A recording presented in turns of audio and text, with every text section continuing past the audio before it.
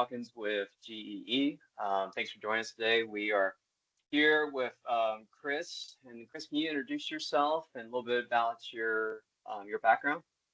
Absolutely, Clint. Thanks for having me here. Chris Radvansky. I'm outside of Philadelphia, Pennsylvania here, and I've been within the contingent workforce industry for about 12 years now, all really focused on upskilling and leveling up individual contingent workforce programs, right? So large organizations, small organizations, they have folks that are not full-time employees, they're not project vendors, but they are folks that are contributing to the goals of the organization.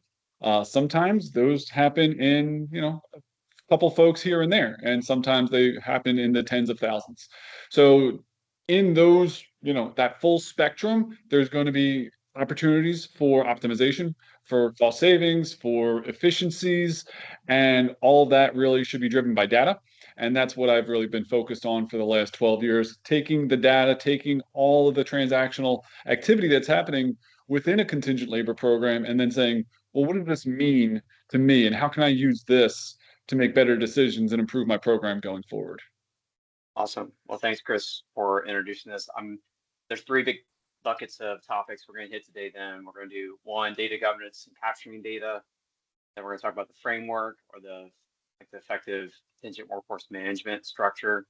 And then the last piece is how do we evaluate tools that can enhance our efficiency. So let's get into it.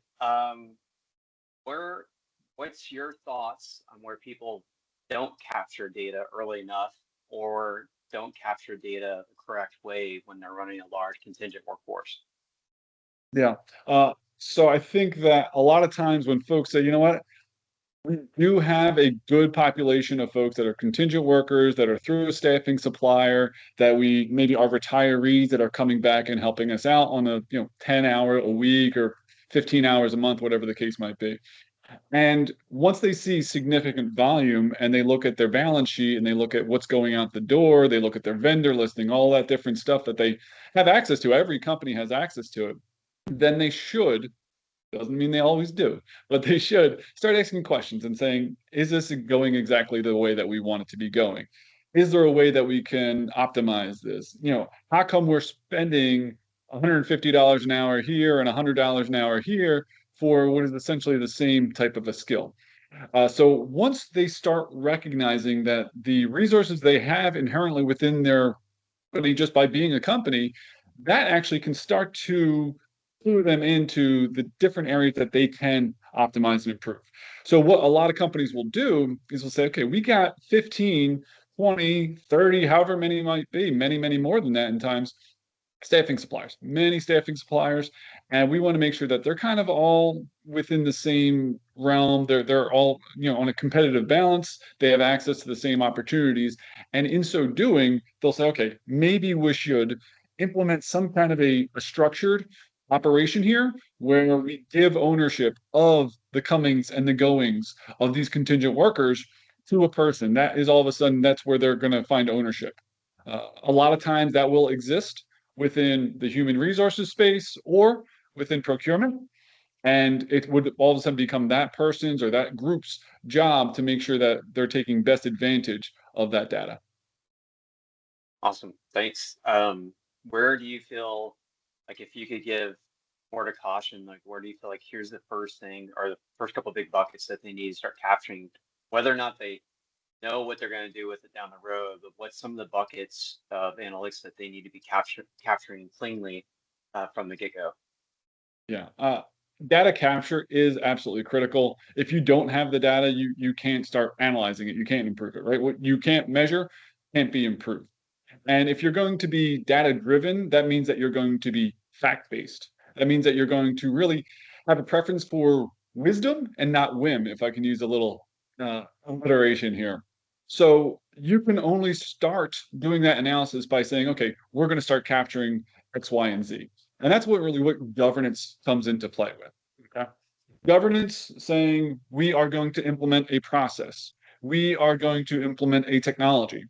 And once we do that implementation, well, what are we going to be capturing? Is it going to be dates and times and bill rates and names and social security numbers and all that different kind of information that you need to have to be able to engage with a worker in a compliant fashion. Sense. And is there a way to capture or replicate that data? Let's say that we have a changing of the guards with the MSPs. We go from one MSP to the other, and we switch tools at the same time because that's what the new MSP is recommended to go with. Where do you where's a safe place to hold that data? Or I guess what would be the best practices to capture your data from the legacy program that you had for years, so you don't lose the analytics of how your contingent workforce was managed? Yeah, I'm actually dealing with an in-house program right now. There's no MSP, and they are in the middle of a transition from one VMS, vendor management system, to the next. And exactly that same concern. They said, listen, we've been on this VMS for 16 years, and we're now switching over. And what we don't want to do is we don't need 16 years of data. Tell me what happened in 2008 and tell me I can do something with it, and I'll tell you you're a liar. So you need to recognize that there is a finite amount of data that you need to bring forward with you to have access to. So what I was able to do is extract all their data from their VMS, spend, work orders, sourcing information, put it into our dashboard that we're kind of bringing out here to the market and give visibility that they actually never had for that 16-year period. So all of a sudden there's a light that goes off over the program sponsor's head that says, wow, I didn't know we had this much activity there. And this is stuff that happened 6 months ago or 16 years ago. So all of a sudden they can start asking questions of their other stakeholders to say, hey, did you know that this is happening? Or there's a field, let's say like a time to fill type of a field, and it's in the thousands, and that's the case. And like, why is this in the thousands? And then all of a sudden you find out, well, that field was never working properly. And I guess we never really did analysis on this. And then they can start asking questions about their new VMS vendor and saying, all right, how are we capturing this now? I know it was a mess back there. I don't want that mess to continue. And that's where they're coming to that conversation a lot more informed. Well, you kind of segued us to the second topic here. Let's talk about the framework for effective contingent workforce management. So if you're developing a structure, let's call it a funnel, that is taking from open order through sourcing of candidates to hiring to onboarding all the way through what's been the length of contract, our attrition rate, successful offboarding all the way through. Let's talk about the toll gates that you see are important for financially. Like, here is some warning signs. If these numbers are shaky, like these are symptoms that something else is happening. What's some of the ones that you've seen in your career that are good indicators? Like, you need to watch this or else you're going to be losing money. It's very, very dynamic these days, Clint. I think that if you had a process 3 years ago and you're applying that same process today, you might not have great success. There are historically a number of tent poles that you want to have, kind of what you just described here, and I think it's still valid. The and you're talking about, all right, requisition created, requisition approved, requisition sent to suppliers, supply.